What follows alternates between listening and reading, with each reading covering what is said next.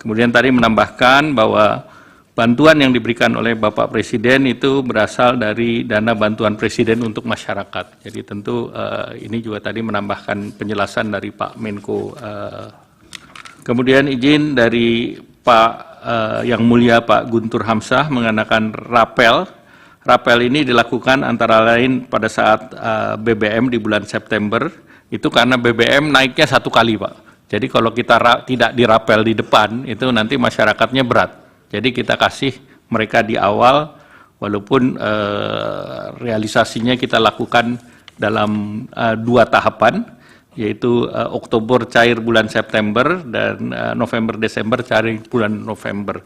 Demikian pula untuk program lain yang ada di Ibu Menteri Sosial, PKH kan 3 bulan sekali, jadi salurannya 4 kali setahun. Kemudian kartu sembako juga 2 bulan, jadi 1 tahunnya 6 kali. Jadi rapel itu pertimbangan itu. Selain itu ada pertimbangan juga biaya, efisiensi biaya. Kalau 1 kali efisiensi biayanya kan sama kalau dia jumlah tertentu. Biaya distribusi di perbankan ataupun di pos. Pak Ketua, kalau boleh menjawab hal yang tidak diagendakan, Pak. Karena tadi diangkat oleh Yang Mulia Pak Arief Hidayat. Dan silakan. Itu sudah menjadi berita di media, Pak. Silakan. Saya baca begitu sesudah sholat Jumat banyak berita. Silakan. Jadi izinkan kalau diperbolehkan. Pertama saya hadir ini undangan untuk perhitungan perselisihan hasil pemilu presiden. Yang kedua saya hadir sebagai Menko Perekonomian. Jadi pertanyaan terkait Golkar mohon izin saya tidak jawab. Tetapi ada satu yang bisa saya pastikan, bahwa bansos itu bungkusannya nggak ada yang berwarna kuning. Terima kasih. Wassalamualaikum warahmatullahi wabarakatuh.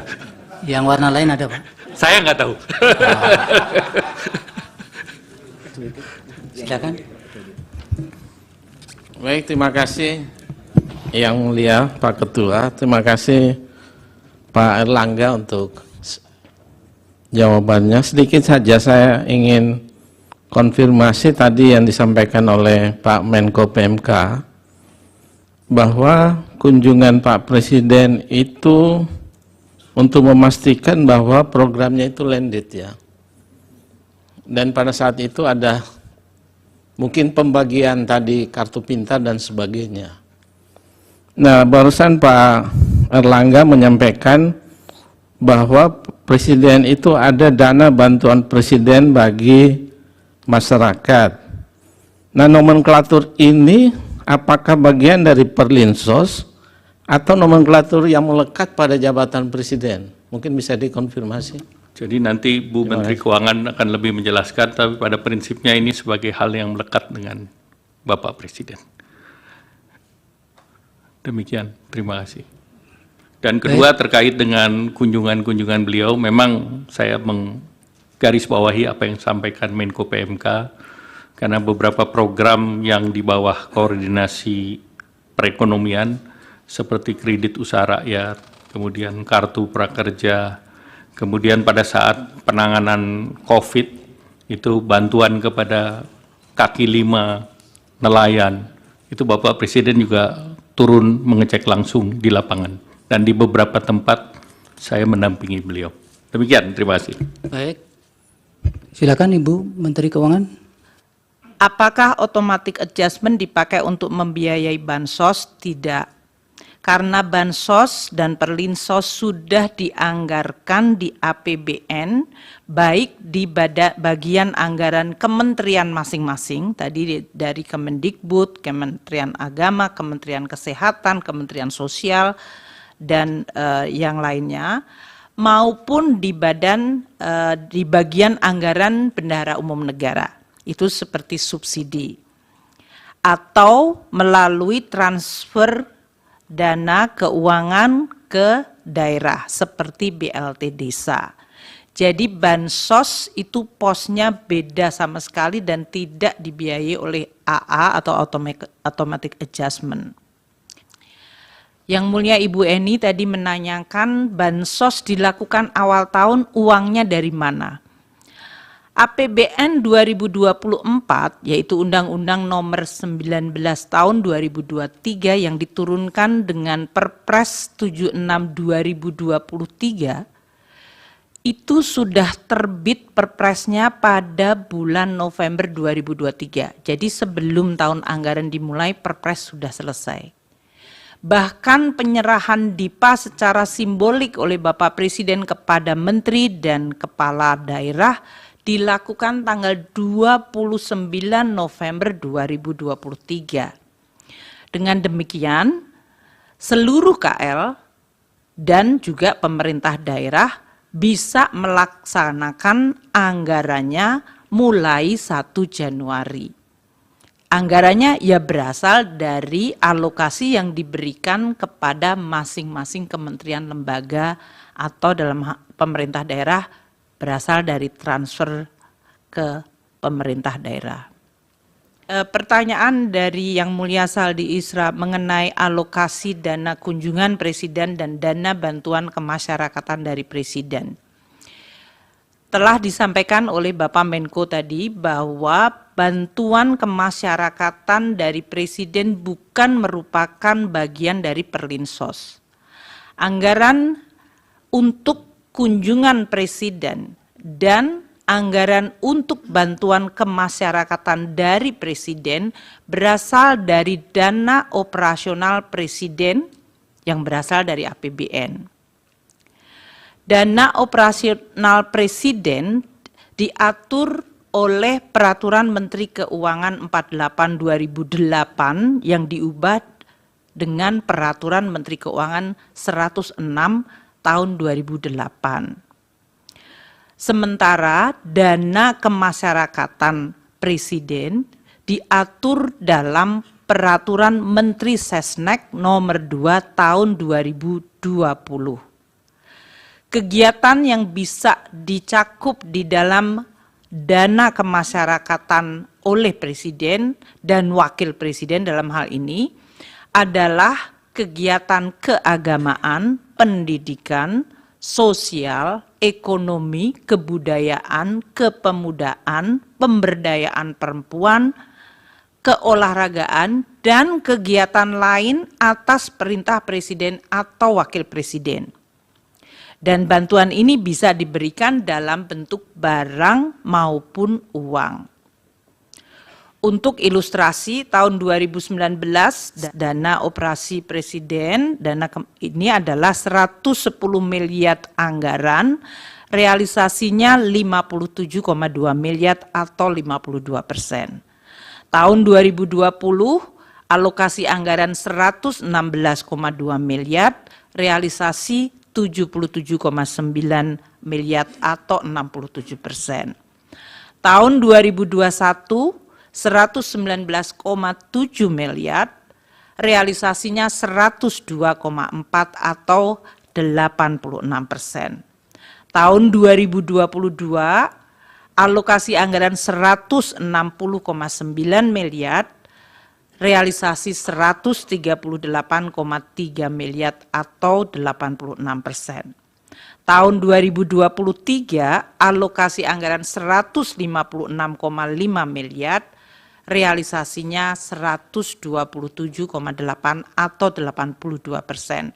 Dan tahun 2024 ini alokasi anggaran untuk dana operasi Presiden dan bantuan kemasyarakatan 138,3 miliar. Sampai dengan bulan ini, bulan Maret, April ya, adalah 18,7 miliar atau baru 14%. Yang Mulia Bapak Arsul Sani menanyakan kenapa Perlinsos sesudah COVID anggarannya masih tetap tinggi. Tadi sudah dijawab, kami akan ulangi dengan lebih detail.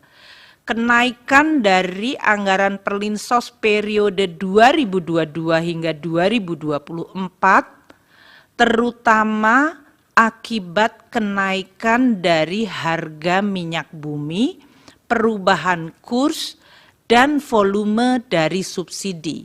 Jadi bagian dari anggaran Perlinsos yang paling besar naiknya atau yang mengalami perubahan sangat besar adalah pada bagian subsidi, terutama subsidi energi. Namun subsidi pupuk juga tahun 2024 ini meningkat cukup besar. Sehingga anggaran subsidi naik dari 211,8 triliun tahun 2021 naik menjadi 291 triliun tahun 2022, tahun 2023 naik lagi menjadi 332,5 triliun, dan tahun 2024 ini dianggarkan 340,7 triliun, naik karena terutama subsidi. Sementara anggaran Perlinsos dari kementerian lembaga yang lain serta dari Kemensos relatif tidak berubah. Perubahannya seperti yang tadi telah saya sampaikan pada pidato pembuka, yaitu untuk Kemendikbud karena ada unit cost pada pendidikan menengah, dan kemudian di Kemensos karena menambah untuk aktivitas lansia dan disabel. Untuk ilustrasi, harga minyak tahun 2021 $68, 2022 melonjak ke 94,5, tahun 2023 dan 2024 ini menggunakan asumsi dan sekitar $82.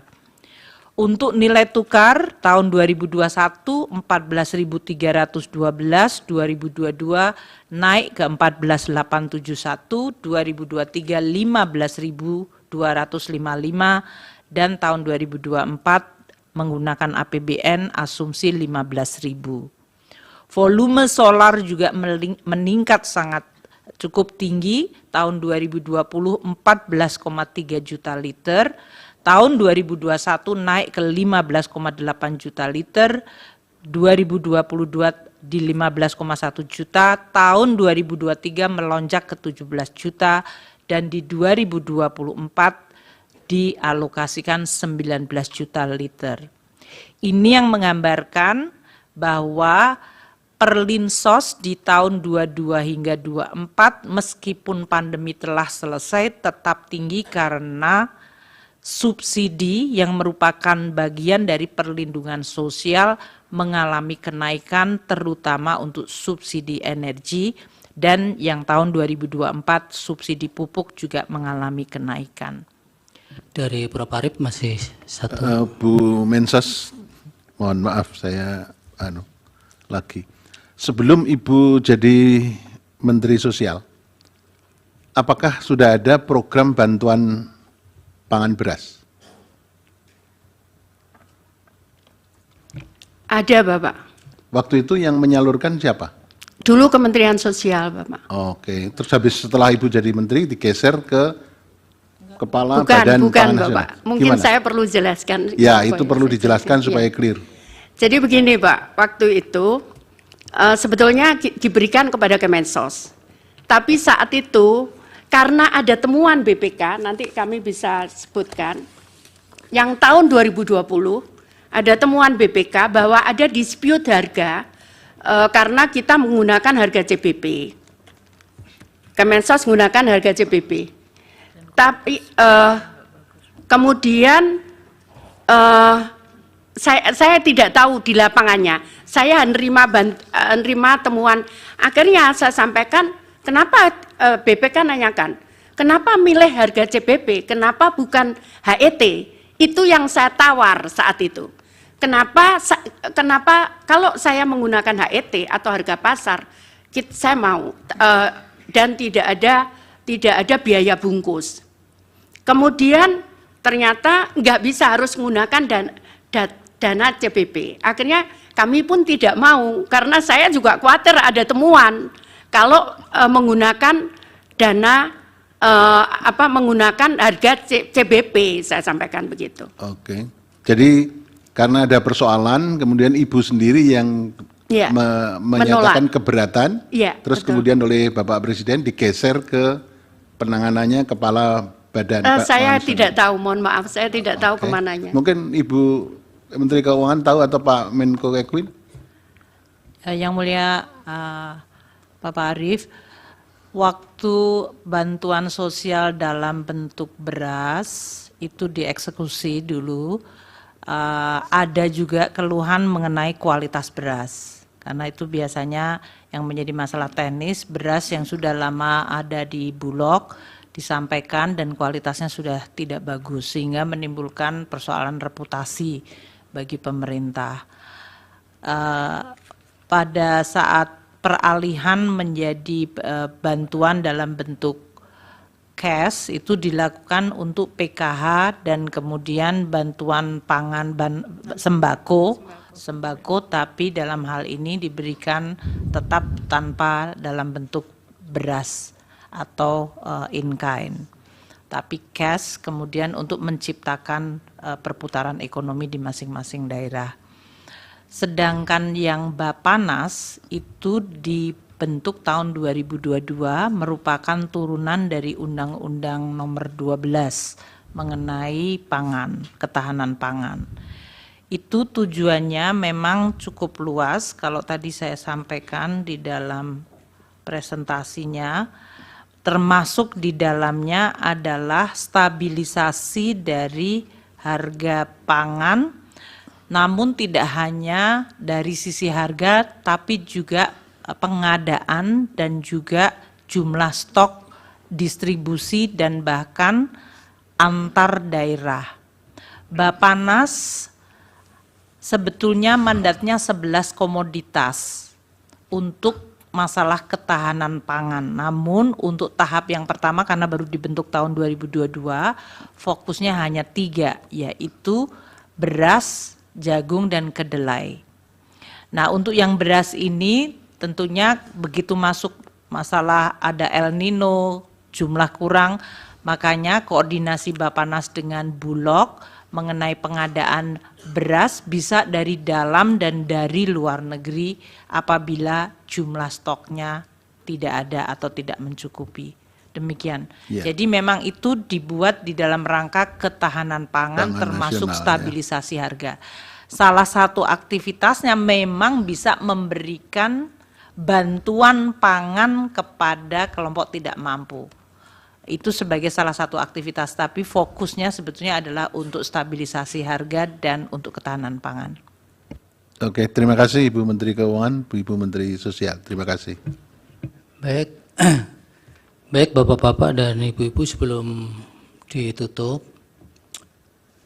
ini ada pertanyaan dari Prof. Saltidi yang tertinggal tadi yang belum dijelaskan berkaitan dengan ketika pembahasan bantuan-bantuan ini, khususnya di era menjelang pemilu itu, Bapak-bapak dan Ibu-ibu, apakah di forum itu ada tidak pesan-pesan dari Presiden ataupun usulan dari para menteri bahwa hal yang demikian itu ada nuansa-nuansa yang sensitif yang kemudian harus dicermati karena berkaitan dengan kepemiluan itu?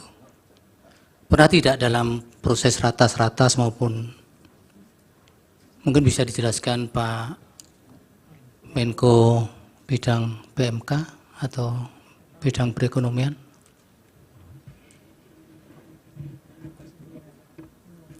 Pertama, kita konsentrasi kepada tupoksi masing-masing kementerian. Jadi dalam pembahasan selalu fokus pada pekerjaan kementerian. Terkait dengan pemilu tentu dibahasnya di Kemdagri, pembahasan dengan Mendagri. Jadi kalau di sektor ekonomi kita tidak membahas terkait pemilu. Demikian. Baik, sebenarnya ini kan kaitan dengan ketika ada plotting-plotting soal bantuan itu tadi. Tidak ada bantuan ini kaitannya kan dengan kembali tadi lagi dengan El Nino dan kembali lagi sampaikan oleh Bu Mensos bahwa ini program yang sifatnya selalu bulanan. Jadi tidak ada ekstra program yang terkait dengan pemilu. Tidak ada sama sekali. Semuanya sesuai dengan apa yang dilakukan setiap bulan dan setiap tahun. Demikian. Baik, cukup dari para hakim. Baik, dengan demikian karena sudah tidak ada lagi dari para hakim yang ingin ditanyakan, kami kira Yang tadi diminta Bu Menkyu, mohon bisa dibantu untuk dikirimkan nanti untuk data-data dan salinan-salinan regulasinya. Dan dari Mahkamah tentunya mengucapkan terima kasih kepada para bapak-bapak dan ibu-ibu menteri. Semoga keterangannya bermanfaat untuk pengambilan putusan dalam perkara ini. Silakan diperkenankan meninggalkan tempat. Kami akan melanjutkan memeriksa dari DKPP.